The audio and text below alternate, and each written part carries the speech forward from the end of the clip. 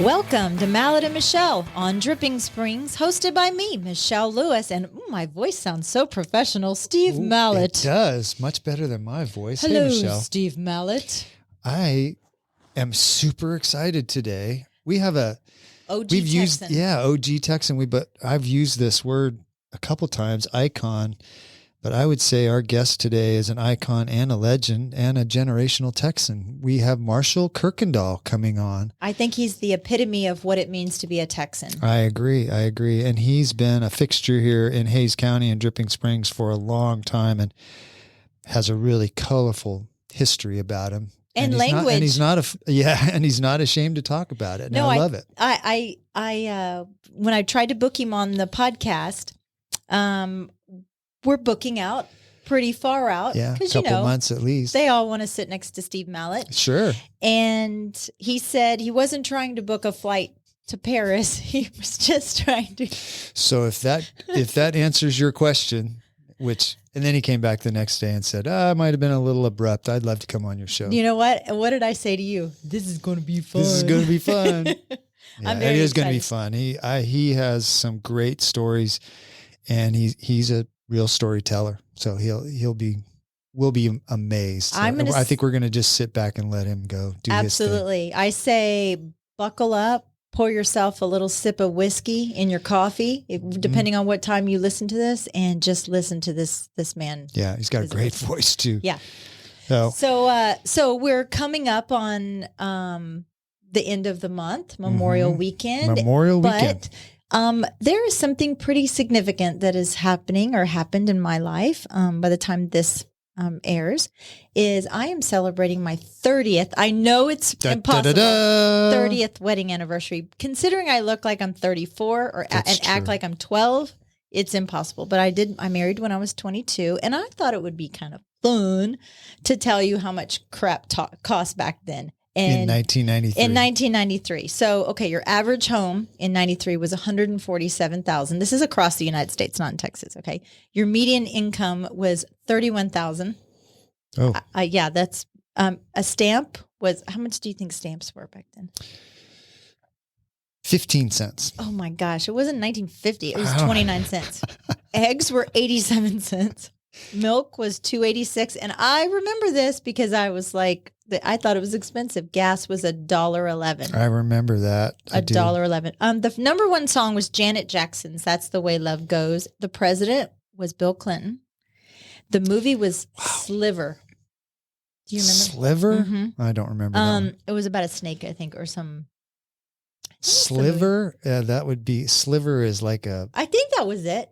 Yeah. I think that was the snake movie. I don't know. But one of the most significant things that happened on that date, May 22nd, 1993, was the LA airport was shut down for close to 2 hours so that President Clinton could get a haircut. I remember that. That was on that day. Isn't that there funny? Was a big uproar about that. At the end of May, 30 years ago, the final episode of Cheers was aired.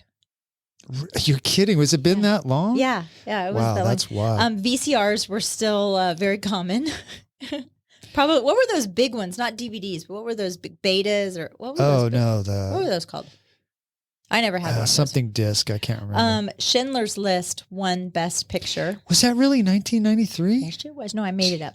And the Super Nintendo hit the shelves. Oh, geez. Boy, that does go way That was back. a long time ago. It was baby Michelle, and I was like 96 pounds. So you guys have a great relationship. Thank you. You can tell that you both make each other better, which is what you should strive for in a marriage. He's my favorite person in the whole world. I adore him. Adore Todd. Love you, Todd. Yeah. We've been hearing a lot of people complaining about Austin lately and how it's changing. Oh God, that's like the phrase du jour, isn't it? It really is. And everybody makes it seem like this is a new thing and it's never happened before. But people have been complaining about Austin losing its character since as early as the mid 1800s. When it was called Waterloo. Yeah, the mid to late 1800s.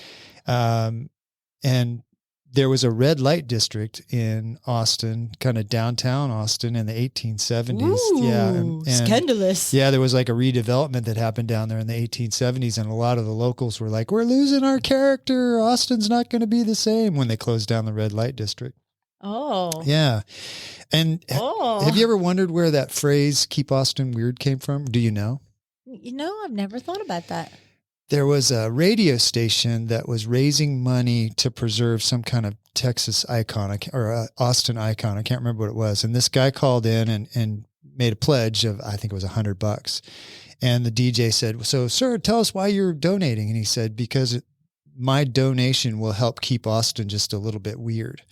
And so the radio station DJ said, "Man, that's great." And him and his wife made bumper stickers, "Keep Austin Weird," and started selling them. That was in the year 2000. And who were the DJs? Do you know? I can't remember. I didn't write that down. We got to research that. Yeah. We mentioned this in our last week episode, the Driscoll Hotel. When the Driscoll Hotel was built, they tore down a bunch of what were then considered historic houses in downtown Austin. And people said at that time that we're destroying the character of Austin. So, 1926, Austin had 55,000 residents. Yeah. In 1910, there was a newspaper article that people were complaining about home prices in Austin, just like today. What were they, $12? Yeah, it was probably pretty close to it. But that was 120 years ago. It's the same conversation we're having today. Everything changes. Oh, I know. Yeah. In 1947, people were not rioting. People were upset about new construction ruining Austin's small town charm. And 1911, Austin got its first public library. And at some point when Congress was first paved, because it was a dirt road for a long time, a bunch of people came out and said, "You shouldn't pave Congress. It will ruin the character of Austin." Isn't it funny? It's like we all feel like we're living in this monumental time.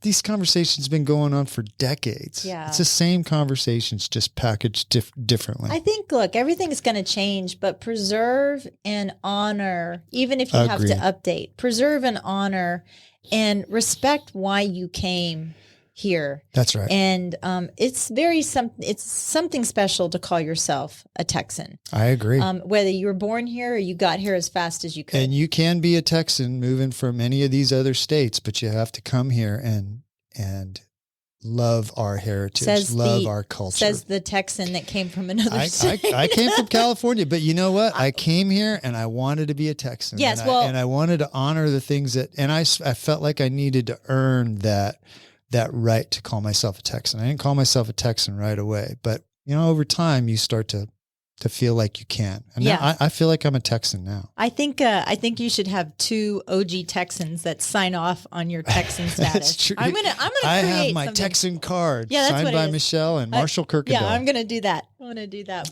we're also coming up on Memorial Weekend. Mm-hmm. And Memorial Weekend was started it was declared 1966-ish, 1968, by President Lyndon Johnson, down the road. Yep. Declared Waterloo, New York as the birthplace of Memorial Day. Did you know that? I did not. There was a ceremony on May 5th, 1866 that honored local veterans who had fought in the Civil War. So businesses closed and flags flew at half staff, but it also began as Decoration Day is what it was called. And it's celebrated the last Monday in May, and it honors service members who have died in military service to our nation. So I don't know if it's even politically correct to say Happy Memorial Day, but maybe I don't know what I don't think that's right. I don't think, but you see that all over when people say Happy Memorial Day. It's like, oh, enjoy your 3-day weekend. Well, enjoy your 3-day weekend because of the people that have died. Isn't it true that the original idea for the holiday is lost? It's just now it's a 3-day weekend. It's a 3-day weekend where you get to have a barbecue on your day off and then a 4-day work week after that. That is a shame because that's in the memory of these folks that have died to keep our country what it is today. It's still, even with all of our troubles, it's still a fantastic place to live. Absolutely. And I hope our listeners really appreciate it. I know there's a lot of people now that don't, but it is a wonderful country. Well, I love it to death. My father did not die in service, but he is buried at the Houston National Cemetery, and my stepfather is buried at Arlington National Cemetery. Yeah. And this weekend they will get flags, and I think at Arlington they get wreaths placed on them also. But I think it's something special and something to be revered. Yeah. So don't make fun of it on Facebook, people. Have some respect. Even if you don't like it, just let other people celebrate those people that have helped us keep this country what it is. And on that note, we're going to take a little break because I think this is going to be a long episode with Marshall, and it's going to be a lot of fun. I think we're going to have a lot of twists and turns and some things that are said that are going to make you and I raise our eyebrows a little bit, and I'm excited to hear them. So let's take a little break and get Marshall in here. This portion of the show is brought to you by the Mallett Integrity Team of real estate professionals. They are based in Dripping Springs and bring you over 45 years of combined experience helping people reach their hill country real estate dreams. When you want the best in town, call them at 512-829-2062 or look them up at mallettintegrityteam.com. And now, here's Steve and Michelle. Well, Marshall, one of the questions that I had for you was, it seems like in the days of the Duttons and Yellowstone and just this big kind of Hollywood version of who a cowboy is, everybody's playing a character, but you're the real deal. And what I want to know from you is, what do you think makes us as Texans unique from the rest of the country? Ooh, gracious. I've tried to do that answer on several occasions. And I wish I had a clean answer for you, and to say that the strangest thing I can say to you is, if I said private property, you would think, what in the world are you talking about? Well, it's interesting to note that Texas is the only private property state in the United States, and there's a reason. When we came into statehood, we did not come in from territorial status.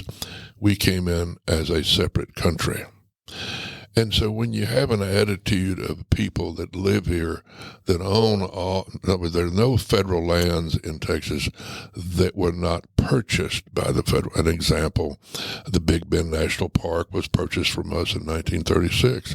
So we don't have any federal lands. So when you bring an individual here, and kind of in a way, we're very property minded in a way. Of course, it's now it's so fluid and so new, and so many new people. It's hard to put it that way. But I think in general, being the kind of the frontier type person who owns his own piece of land, can't be told what to do, which is kind of silly when you put it that way. It has a lot to do with that, and I think it's important in that. I think that's the core of it all. We just, we just think we're just different, and I don't know. It's a live and let live attitude, don't you think? It's you do your thing, I'll do my thing, and let's not have a conflict about it. Yeah, and I, after all the time I've been asked that question, you would think by now I had something written down a little better. It's not even necessarily like there. It isn't a straight answer, right? It is. It's a feeling. There's so many emotions and senses that are caught up in that.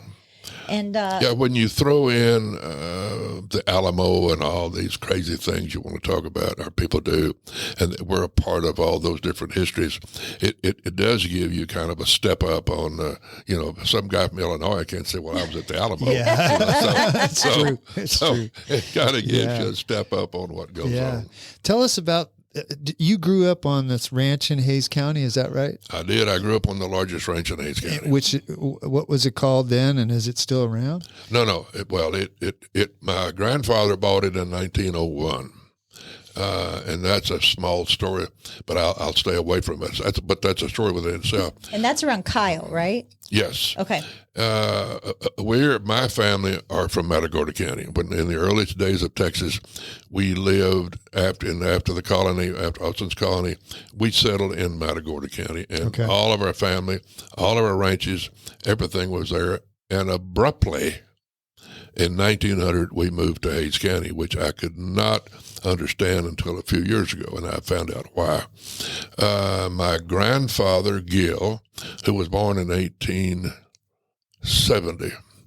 He died in 1935 on the ranch at 35 years of age of pneumonia and alcoholism. I didn't know that till a few years ago.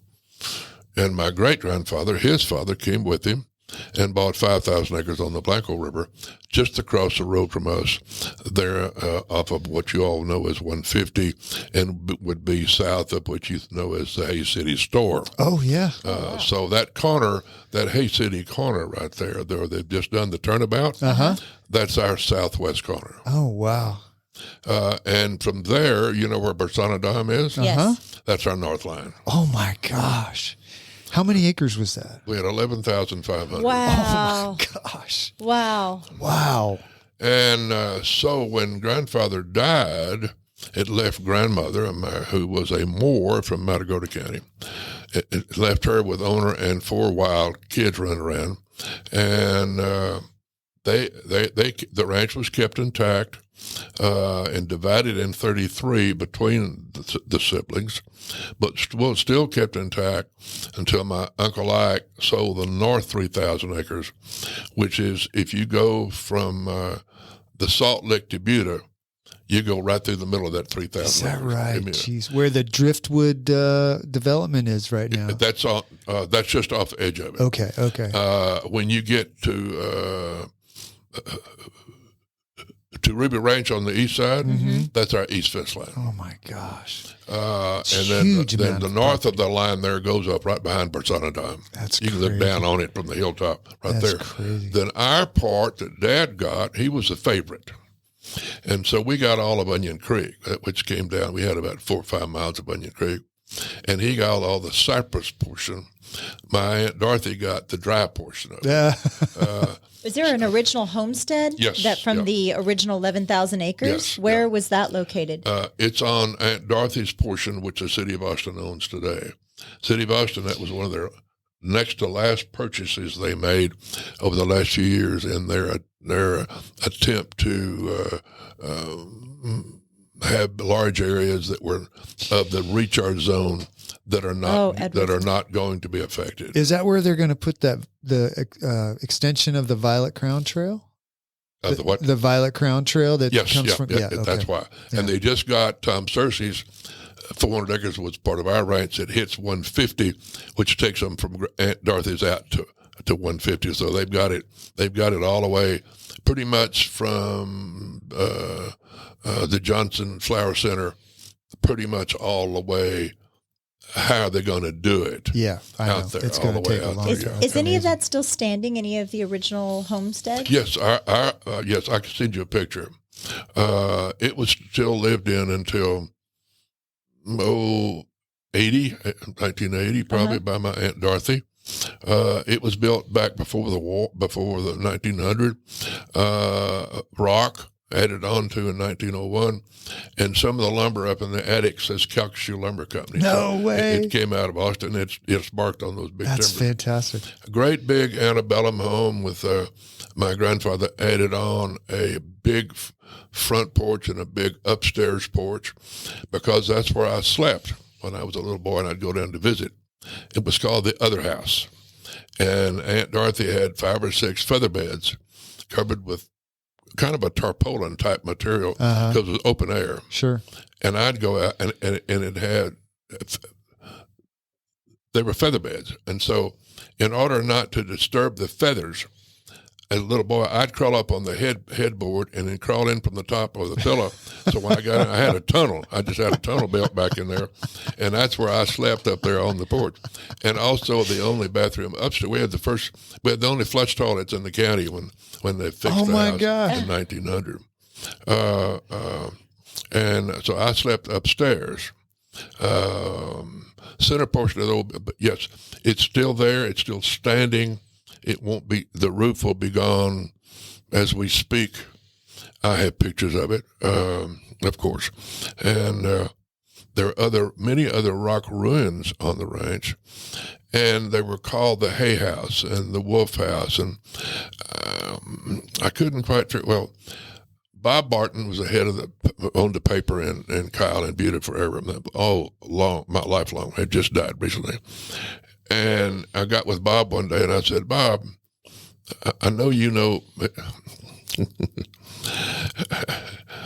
100 years ago,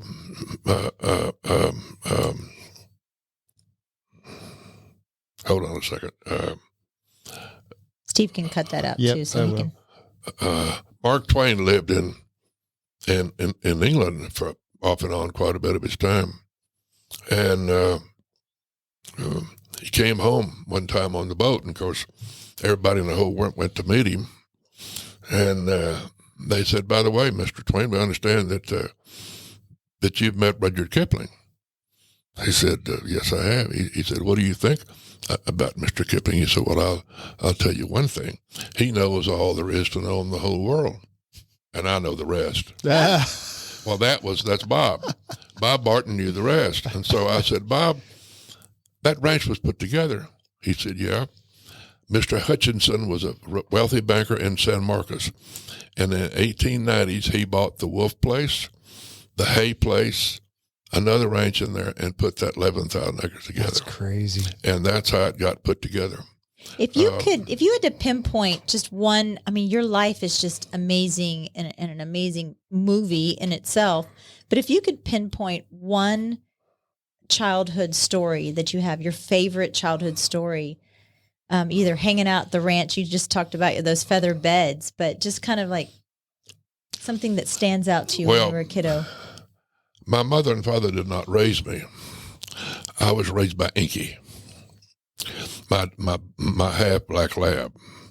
Inky raised me. If it had not been for Inky, I would not be here today. I was not English either, nor was my brother.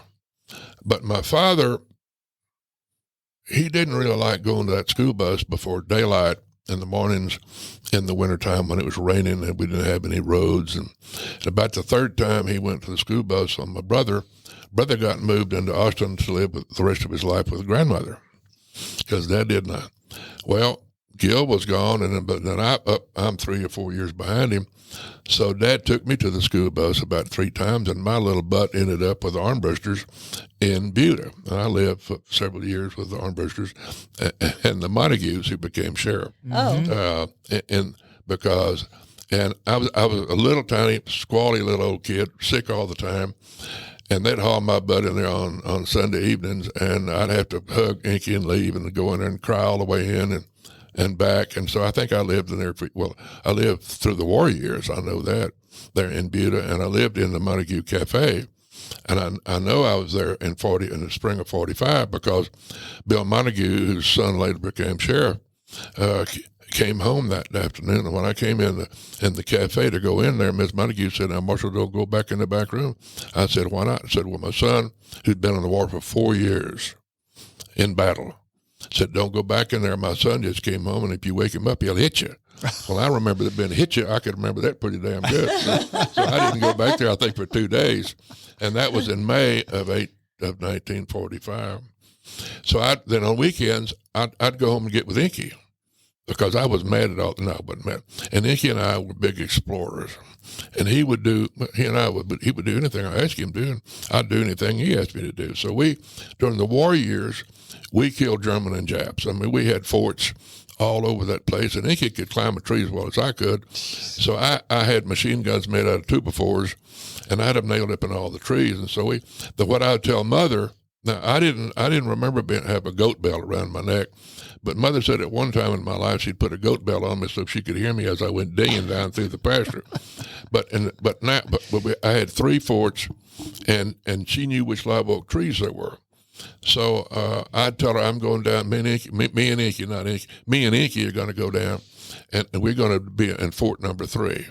And so that's my main memory of those years. You wrote a book about I was going to say, yeah, Inky and Me. He was one of my first memoirs that I wrote. Yeah. He sounds like your first best friend and almost your brother. All the above. He was all the above. Had it not been for him, like I say, I would not be here today at all. How did you get this? And you're a very talented writer. How did you develop that craft to be a writer? I can't answer that. Yeah. Well,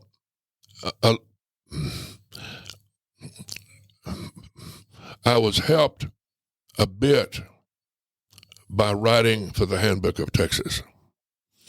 Okay. Let me do it quickly. In 1952, Walter Prescott Webb and J. Frank Dobie got together and thought they needed a dictionary-type history of the state. So they developed the only handbook of any known state that I know of in the Union to talk about this state.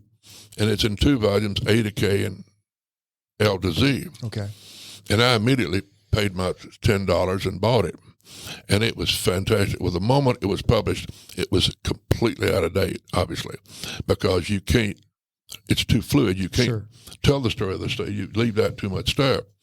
So as a sesquicentennial activity, which again I cannot spell, they decided in 1986, I can't even say, so they would rewrite that in 6 major volumes. And I'm walking down the hall one day, sneaking in to get my research, when somebody, Barnett, grabbed me by the collar, who was the coming editor of that, and said, "What are you doing?" I said, "What do you want?" He said, "Well, here, handed me this paper." I said, "You're going to rewrite the Kuykendall section for the Handbook of Texas." I said, "No, I'm not." He said, "Yes, you are." I said, "How long will it take me? What do I have?" He said, "You have 10 years. I said, "Okay, I can do that." I can do that. Wow. And here are 2 pages, and you will follow these guidelines on how to write it. And that helped a lot. So to answer your question, that smoothed me out a bunch. Also, even though Betty's not an editor to that extent, when I wrote my hunt book, what did I use? Is that one Not Enough Bullets? Yeah, it's really good. We have the only Buddy Crockett buck, which I'll explain later, that was killed in Hays County. I can't think of what the term is, but I had, I think, 44 of them on one page, but it said, that word's got to come out. So when she made all, my first deal was I got mad. I said, what the hell do you think you're doing? Until I realized when I took them all out, it sounded pretty good. Oh, yeah. Anyway, so. Yeah.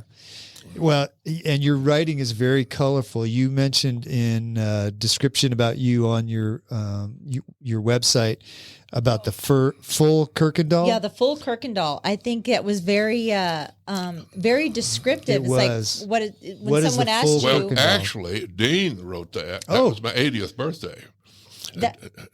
You see at the top. It said, it does say courtesy of Dean Kilgore. And it said, what is the full Kuykendall? It said, the term was coined by our friend George Ramsey when he observed that at least once in his life, he'd like to go to a society event. And when he observed that at least once in his, wait, did I read that over again? When he would like to go to a society event and get to wear a full Kuykendall. I knew at once what it meant. A hat would... a hat that would start a fight in a bar or make small children cry. A red scarf or bandana knotted at the neck. A Mexican or King Ranch shirt with a monogram down the front. Enough turquoise and silver to open a trading post. A belt buckle big enough to serve hors d'oeuvres. And... which holds upon creased blue jeans tucked into handmade knee-high Lucchese boots, throw in a beaver pelt mustache and a 1,000-mile stare, and that, my friend, is the full Kuykendall. That was pretty good. It was. Well, I accept. That's all I can just say. I accept, because I had all those in a younger day. And you're a cowboy at heart, but you went to college. That's probably pretty rare from when you were growing up. College cowboy. Yeah. Well, let me tell you something. There is a good story behind that. I thought I was a cowboy, but let me tell you something. I go to Sul Ross in Alpine, where cowboys rode in there about 65 miles in the morning on horseback to go to school. That's a story, okay? And the Mays brothers are there, and here I'm 18 and tall and slender, and I think I'm a cowboy, and I'm raised on this little old ranch out here, you know. But I was never allowed to rodeo. Dad didn't believe in roughing up cattle and things like that. Well, I get out there in that mountain country with that wild crowd, and those boys like to rough up anything. So, you know, but I'm not a fighter. I'm not a fighter. I'm more of a runner, you know. Okay. And so I get out there and I go to this rodeo, and I'll just give it to you this way. It's either Clyde or Harley Mays, and they made the thing of the rodeo deal of the world. I mean, and we're all in school. They went right ahead of me. And I think his Clyde comes out on the worst old bronc you ever saw.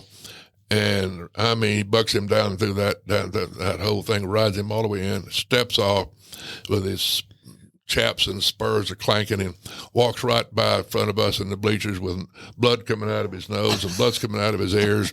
Biggest grin you ever saw. And I looked down there and I said, you know what? That right there is a cowboy. I decided at that moment that I was a son of a rancher. Well, you know, and there you have it. From son of a rancher to then you joined the Air Force.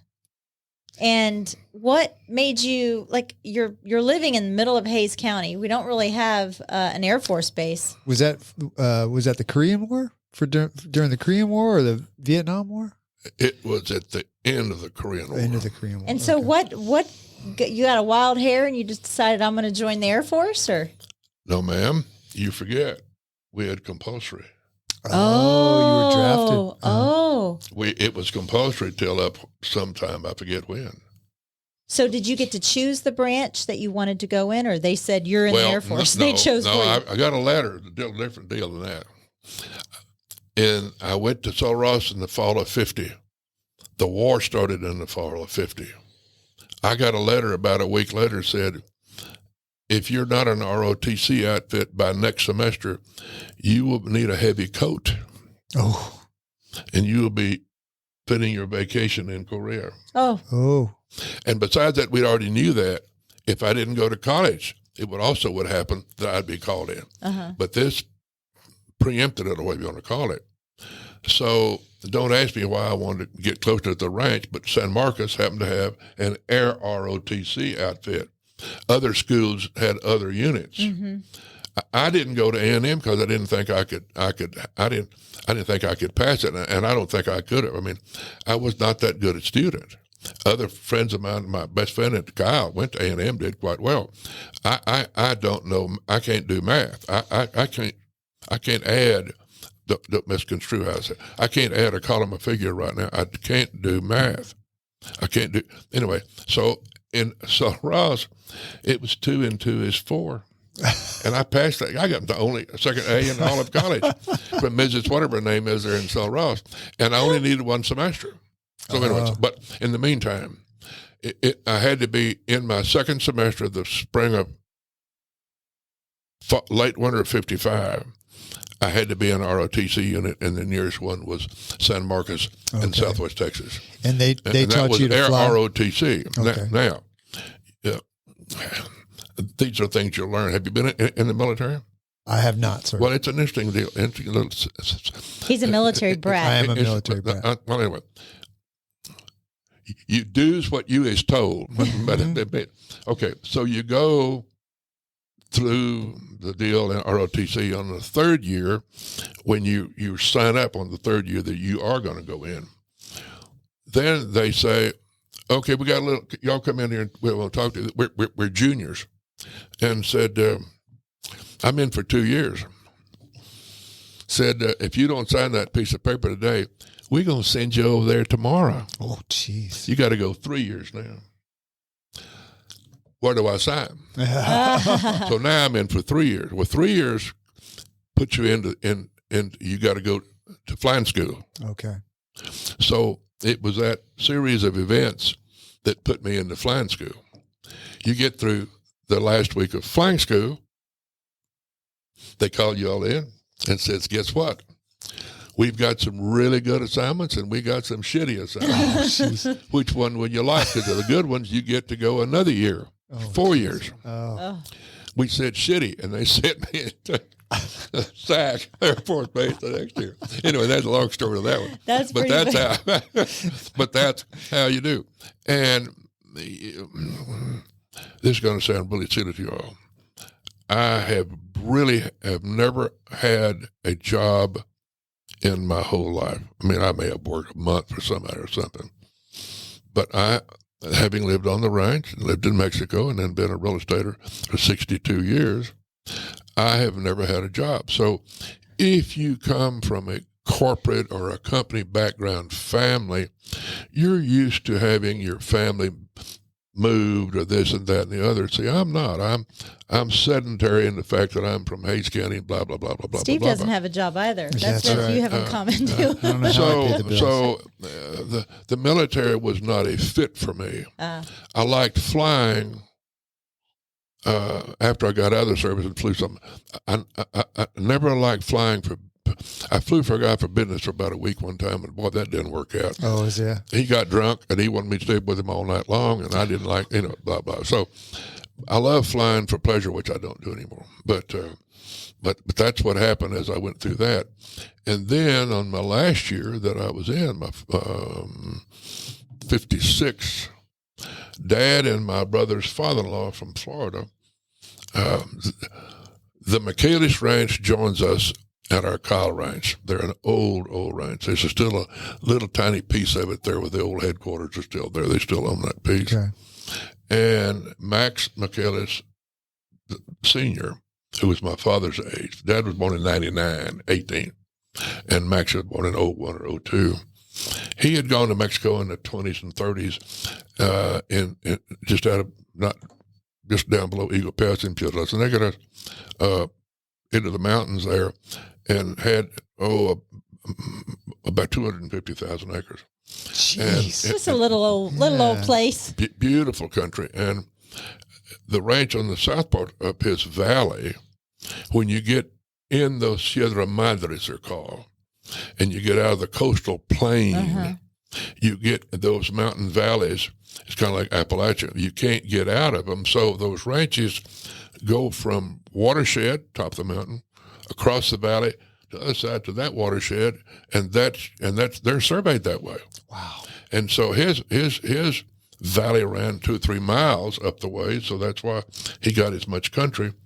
The valley that was for sale down this way ran about, it ran 17 miles down this way. And that ranch could be bought for about, it was 89,000 acres. And everything, stock people, everything in the whole world, and had 1,000 cows and a couple of 100 horses on it, and families and all that kind of stuff. And Maxie told Dad that it could be bought for about $3 an acre. Oh my God! So, and that by the way, that includes everything: people, the whole deal. Oh my God! Had a store, a school. It was a John Wayne movie. Huh. So Dad and Mr. Maxie went down and bought that ranch in '56, and we kept the ranch here at Kyle, of course, and then built a strip there where the Hay City store is today. That was all their strip. It didn't fill in until just a few years ago. Oh. When I cut that ranch up in '93, when Mother died, that's when it began to grow back up there. That was my airstrip right there. Okay, yeah. So I'm in the service when I get a letter from Dad that says, "Hey, guess what's happened?" So, did you know that I was a general's aide in my last year in the service? I did not know that. Nope. Oh, it was something else. So I go through flying school, which takes 1 year. That's primary and whatever you want to do. I go to Florida, which, believe it or not, I'm only 20 miles from Mr. Max's, my brother's son, who own, all of Central Florida. Oh, jeez. I mean, when I say all of it, gentlemen, I mean he owned it all. Wow.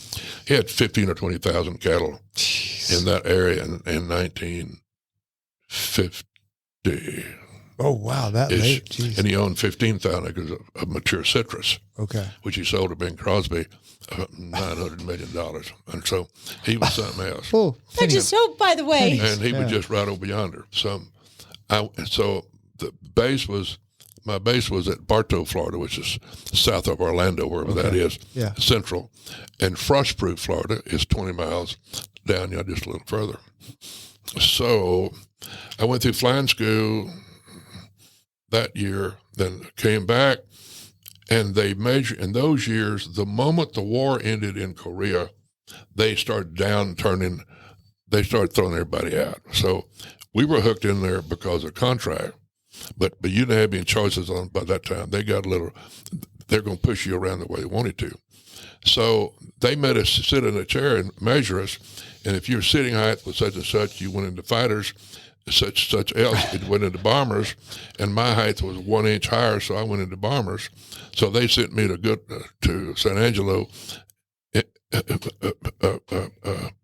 into Goodfellow Air Force Base, flying B-25s. B-25s, yeah. Which saved my life in a way. Oh. Why do you remember your serial number? You don't have one, of course.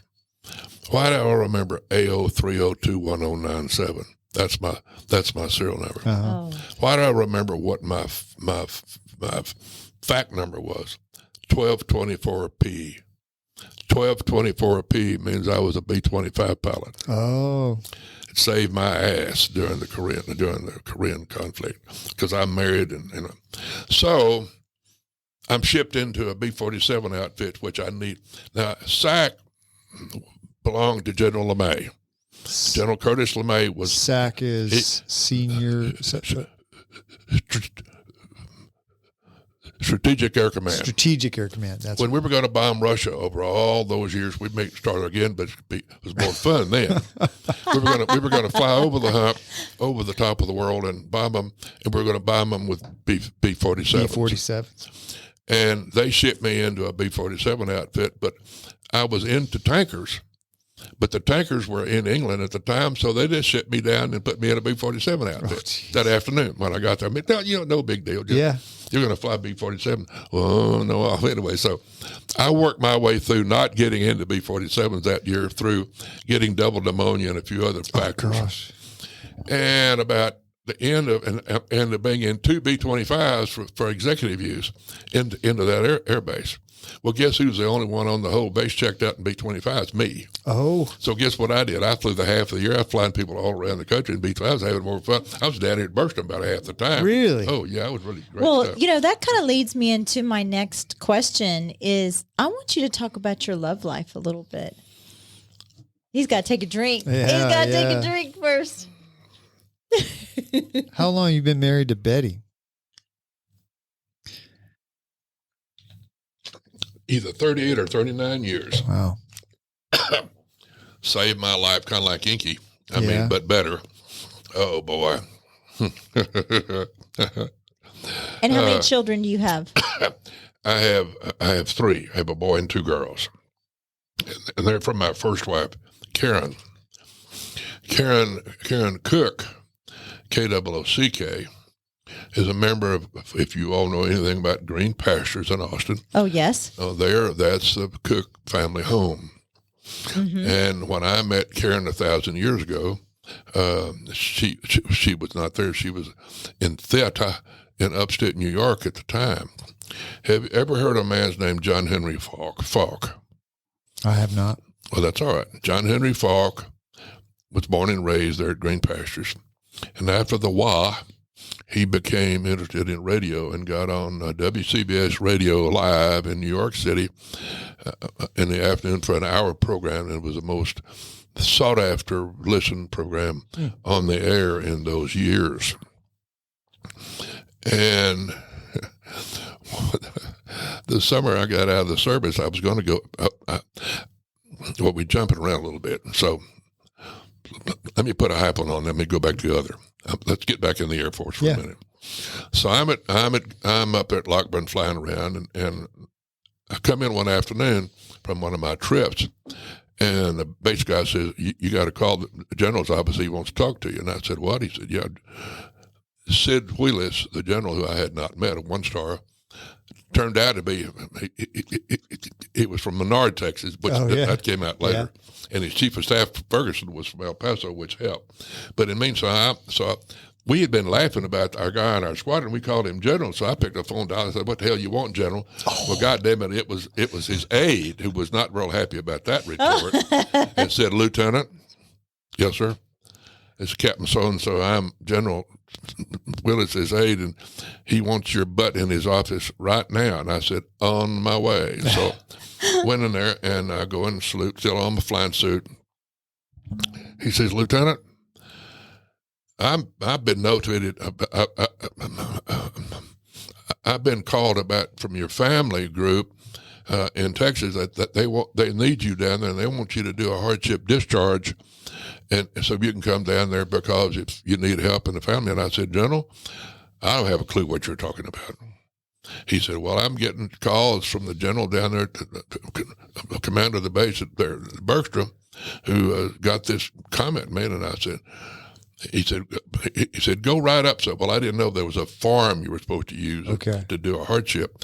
And I told him that day, I said, General, if I sign this thing, it's going in my record.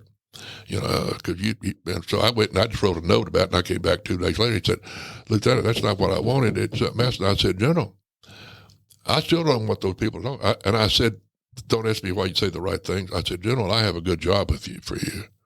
If I sign that thing, I don't know what they're talking about, that they want me to come to Texas. Well, my father and mother were very, very social in Austin. We're not from any town. We're not from Dripping Springs, which I hated, and I still do. No, I don't either. I'm from the Kuykendall Ranch, okay? Uh-huh. But Mother and Dad were in the dance club and the country club at Austin forever and ever, and they got drunk as 14 skunks one night with the general. And right in the midst of this deal, one of them says, General,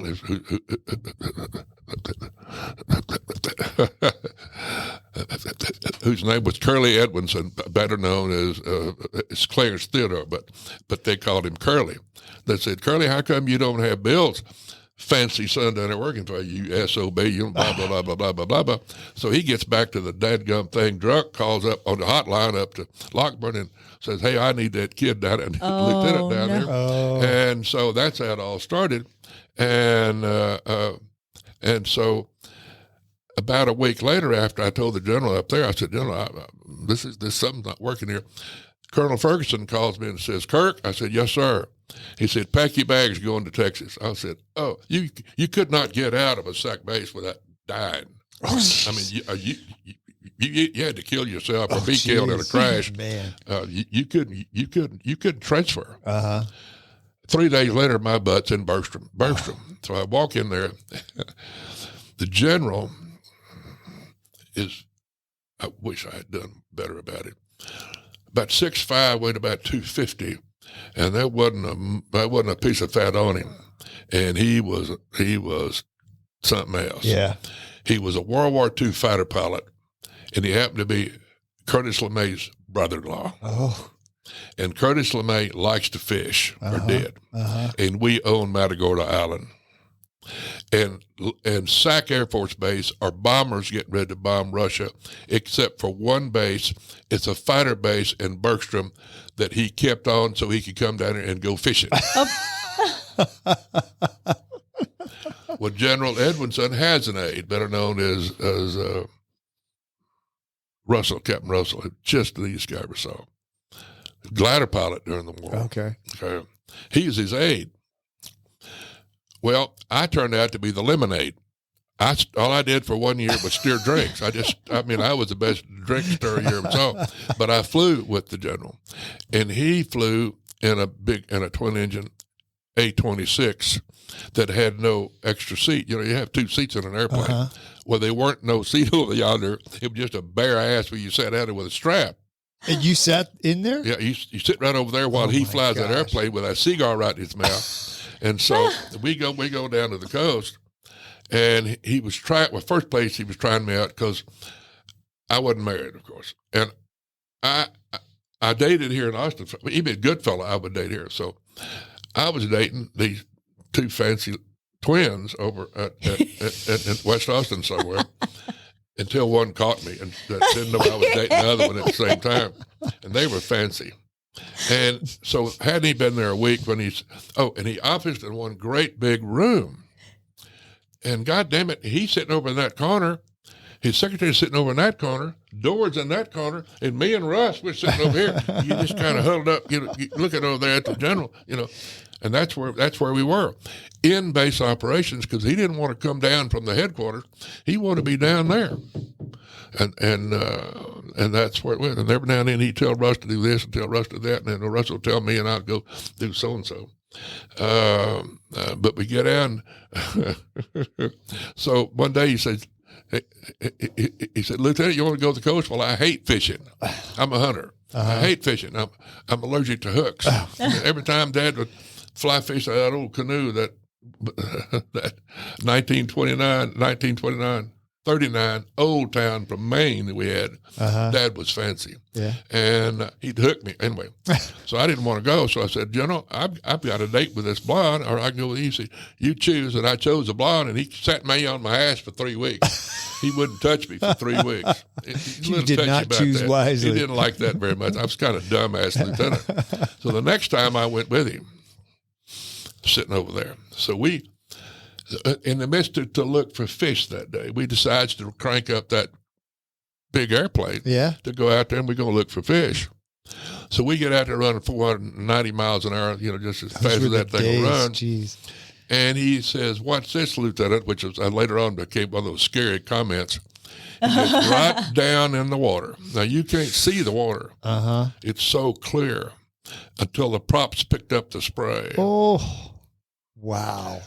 So now this thing's running about 900 miles an hour, and I'm just sitting there like that, looking out both sides, and then he just rolls out over a little bit and gets the wingtip and picks the water up on that side. Rolls and picks it just to see what I would do. Well, what I did was I was frozen. I bet. And I didn't squall or holler. I just sat there knowing that you wouldn't have found 1 square inch of that airplane. You wouldn't have found anything. So then we go back. We fished 2 or 3 days, which I hated. And we start home, and there's an F-80 Shooting Star. The F-80 was a single-engine jet fighter type airplane that was tandem. Came on. It was early on. Came be the trainer later on. Well, they taxed it out in front of us. Oh, darn. So the general says to the tower, who's a young private up there with a sleeve down below his, like this. And I'm down there in the general's airplane, and I remember the number 136 because I caught it on fire. So I remember the number of it. That's later. Later on. By the way, I got it on fire. So we're down there, and he said, "I want to be number 1." He said, "Sir, you're number 2." Ooh. He said, "What's this, Lieutenant?" We taxied out there, and we pulled right up behind that jet, and we stuck our nose in his tailpipe until we were getting paint just about burned off. Oh, my gosh. Now, I'm talking about what would get you court-martialed and shot. Yeah. And he looked over at me with that cigar in his mouth and said, "Lieutenant, he's going to 20,000 and we're going to 20 feet." And there are 2 of them in there, and I swear to God, the guy in the back must have known we were back there because he could see the props, I think, turning over about 4 feet behind him. See? And I could see him turn and look back at us, and he hunched down, and when the jet broke, we broke.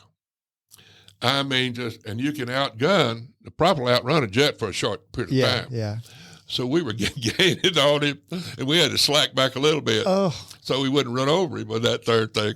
And when he breaks off the ground and goes up, we break off the ground and go left off him to go to the island. And literally, Pilot Knob is a hill right out here at Bergstrom. You don't know it; it's an ex-volcano, and you can see it when you're coming up from the coast because it's a little mountain out there, and just east of Austin. I didn't know that. And what's it called? Pilot Knob. So anyway, we're out there running about 100 feet off the deck. I mean, full bore, just going out there in rice country. And here comes an old farmer in a pickup coming crossways.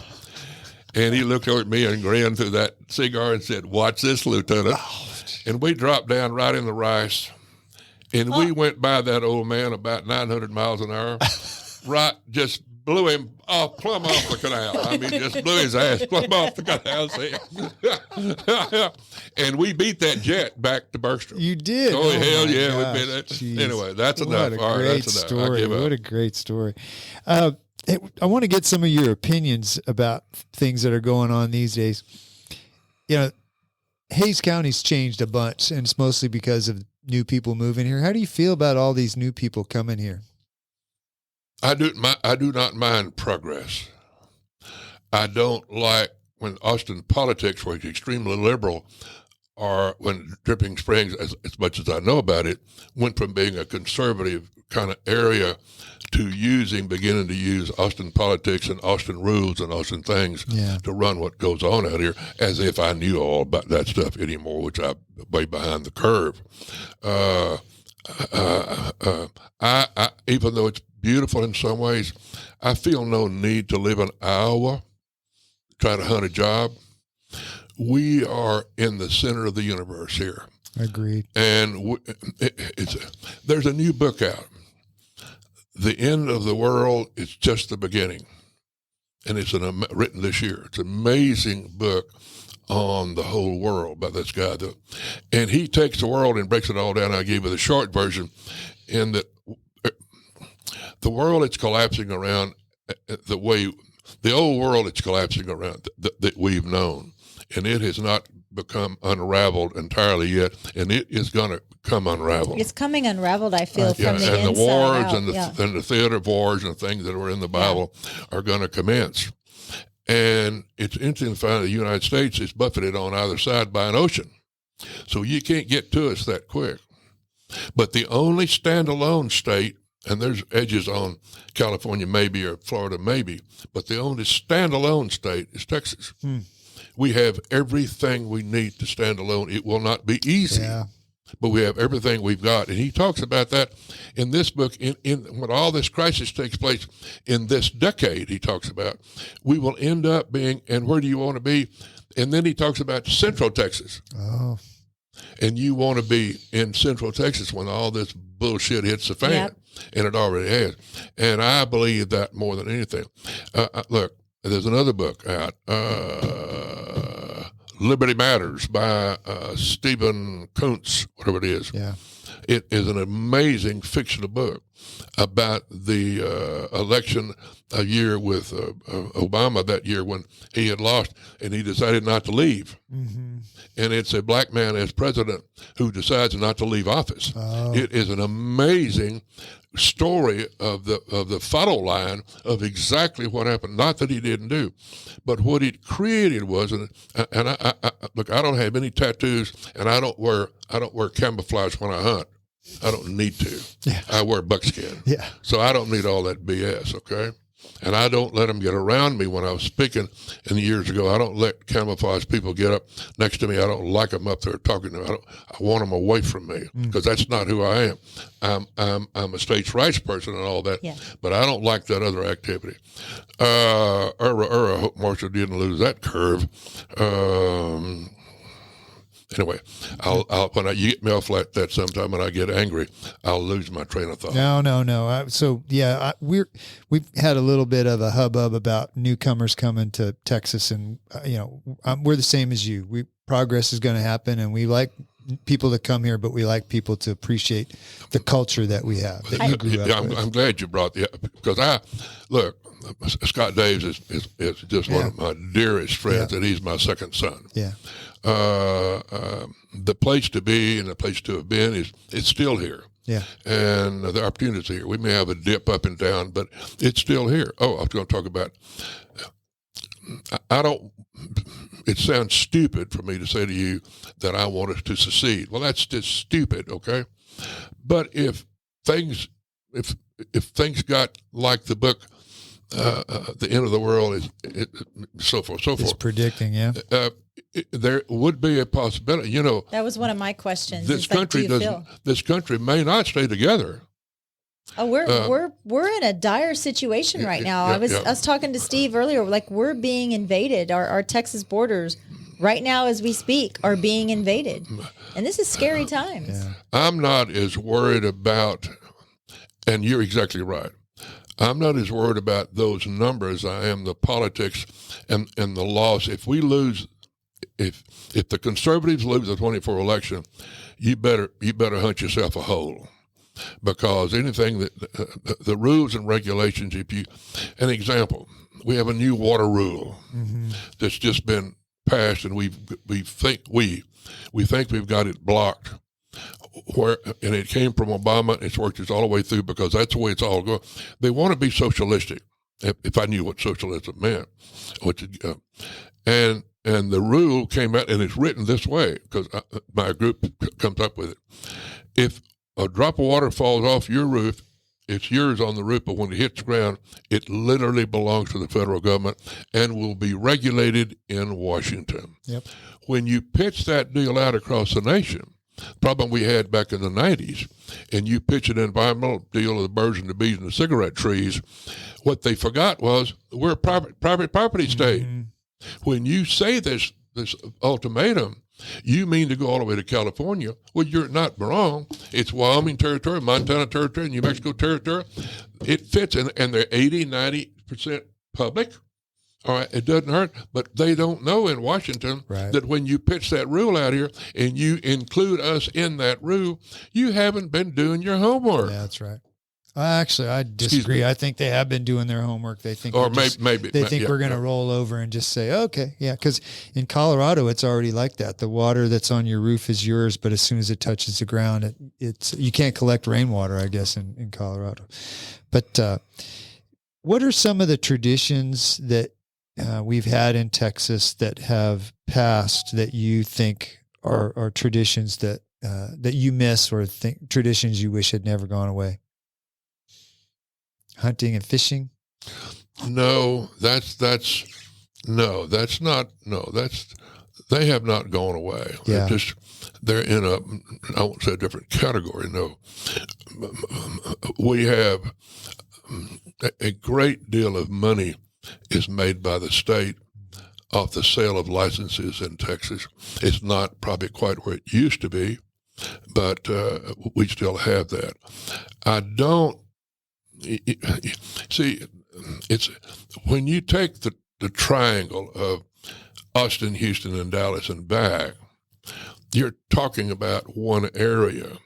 But when you go a mile west of Fredericksburg, you got to have a passport. Mm-hmm. People forget that you've got 1,000 miles, not really, of West Texas ranches that don't have a clue what you're talking. Go to Angelo. Right. And ask that question, Angelo, they'll say, kiss my ass on Congress Avenue. I mean, it exists here because we're in Dripping Springs next to Austin, where we hear all that crap all the time. But you get out there about a half a mile out there, and it ain't the same, my friend. It becomes real Texas. That's really you got to have a passport to cross the Pecos River. Yeah. That's very profound if you think about that, because those people aren't worrying about what's going on downtown Austin right now. Yeah. I think it's just, I'm a generational Texan myself, and I think it's really important to kind of remain true to who we are and embrace the ones that are, we all came from somewhere, right? We all, my family came into Texas, a couple hundred years ago, like yours did. And, but I think that the ones that have come in here to Texas, to Hays County, to Dripping Springs, more specific, is, honor the ones that came before us. And I am just so honored that you have been able to share your story with us, and just the story recollection, the timeline. Yeah, the stories you have off the top of your head, Marshall, are fantastic. It is amazing. And you were talking earlier, I think we were off the air, and you were talking about your granddaughter, and how your granddaughter, your next generation is now trying to preserve your history. And I think if you had to give one piece of advice to somebody, you have done so much research for your own family, what would that be if somebody was wanting to research their own family history? I would say, of course, do it as you have time. You've got to make a living, probably, unless you retire. You got to make a living. And here in this area, the reason we're fortunate here is we have all the archives. If you live further out, you've got to come here or go somewhere. But now remember, all my stuff early on was by letter. See, well, now we have the computer. Yes, and so I can pull up so much stuff now. That that you couldn't even before. I had to do it all by phone and letter. Yeah. And it was much more difficult in those days than going on Google. Somebody called me a few years ago and said, "Did you know you're on Google?" I said, "Who?" You are Google. You did say that. I know. You said that in an email to me. You said, "Mr. and Mrs. Google know me well." Yeah. And you know what? I'm glad that we've gotten to know you well too. Yeah. Well, I think I don't want to go. I don't want to wrap this up without talking about your long and storied ranch broker career. Okay, so you started selling ranches in 1960? Yes. And you're still selling today occasionally, aren't you? I just got my license renewed yesterday for 2 more years. Look at that. Yeah, and the reason is Scott. It's Scott's fault. Yeah, we'll just blame Dave. Yeah. That's right. We'll blame Dave. Tell us, I know, because it's a lot different now selling ranches than it was when you got in the business. How did you advertise? You got a ranch listing in 1965. How did you let anybody know about that? It was in the Houston Chronicle. Oh. Is that right? You That's put in the classifieds? Yeah, well, yeah, but under ranches. Yeah. Oh, yeah. So that's what you did, huh? The only place, not Austin, not San Antonio, ever. Dallas Morning News, maybe Houston Chronicle, bang. Really? Yeah. That's amazing. Well, it's kind of like when I first started for you. We were still advertising on Craigslist, Mallett. Yeah, that's true. Yeah, that's true. It's true. What is there one memorable sale that you have that stands out above all the others? The first. The first sale. Yeah. Yeah, I'll go along with that. That somebody's putting the trust in you. Yeah, tell us about it. I sold 500 acres right on Onion Creek, right here at. Did y'all know? Did you know H.C. Carter? Yeah. Yes. Yeah. Well, his ranch is right here on the creek. Yeah. I'm sorry. His ranch is right here on the creek. Yeah. Well, that 500 acres, he had 200. That 500 belonged to Mr. and Mrs. Harper. Oh. And a month after I got my license, I came over here to visit with Uncle Ike, who lived on 12, right south of town, where the monkeys used to. Oh, yeah. That's Uncle Ike's ranch. Yeah, that's right. So I'd go down and meet with Uncle Ike and say, look, I work for this old man in Austin who wants to start a branch deal. I said, what? Because I never had a job in my whole life. And so and they actually called me and asked me to go interview with this old man who says, I want you to do this. And I said I would. So then I come out to Uncle Ike. He says, go over on the creek. It's dirt road on the creek, cross the thing and go in that old house. That's where Mr. and Mrs. Harper live. And they need to sell that ranch. They're old. It's Methuselah. I'll hurry. So I'll go over there and sure enough, they get the water from the hill up on the spring up on the hill through a pipe that comes to the house, and it runs into a bucket. And I run it in the Houston Chronicle, in which Dean McCall of the Armstrong McCall Beauty Supply Company. Oh, and I also had an Austin paper too. Okay. Read it and called me the next week and came out and bought the ranch and paid $95 an acre. Oh my God! For this 500 acres. Oh my God! With Onion Creek on it. And it went all the way around the corner in those days. So, man, I'm so pleased. And there's no phones in your cars or anything. So I run down to San Marcos. There's no title company. That's a new deal. Took you to the abstract company. Go across the street to my attorney who works there, and I hand it to him, and we run through all that. And so I get it all signed up, and I run back over here, and I go into the house to see Mr. and Mrs. Harper, and Miss Harper about that big, and she says, Mr. Kuykendall, we are so glad, and our son is so glad. I said, what son?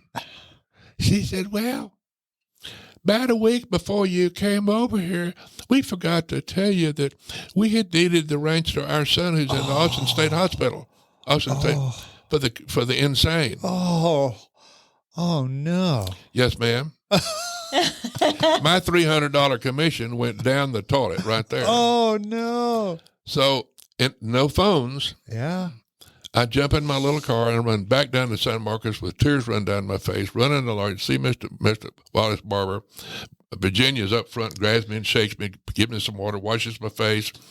And he says, come here, sit down. He said, sit down. He picks up the phone, and Max is a county attorney, Max Smith. Max, it's Wallace. Yeah, got Marshall Kirk. Yeah, that's Bill. He's Bill's son. Yep. I got this. Yep. Okay, I'll do that. He said, we'll close the ranch deal next week. We'll put half in the state fund for the son and half in their son, and you get your $300. Oh, that was my first sale. That's amazing. It's who you know. I know. Yeah. Man, Marshall, I could do this all day. The stories just keep coming. This has been really fantastic. I'm honored that you have chosen to spend some time with us. You're a living legacy for sure, and the fact that we've been able to spend our afternoon with you telling these stories, that they're not just your family. If you're Texan, we're all family, right? I hate to say that I be whatever you want to say, but I really enjoy it. I'm sorry. I just really, really enjoy it. Well, good. Yeah. Thank you very kindly. Well, thank you very much for coming on, and it's been really fun, and I'm sure now we'll see you around town, and we'll get to do it again, but just not on the air. I'd love to. Thank you much. God bless you. Thank you. Take care. This show has been brought to you in part by the real estate pros at the Mallett Integrity Team. When you're looking to buy or sell, you need them on your side. Why settle for less when you can have real estate done right? Give them a call at 512-829-2062 or get more info at mallettintegrityteam.com.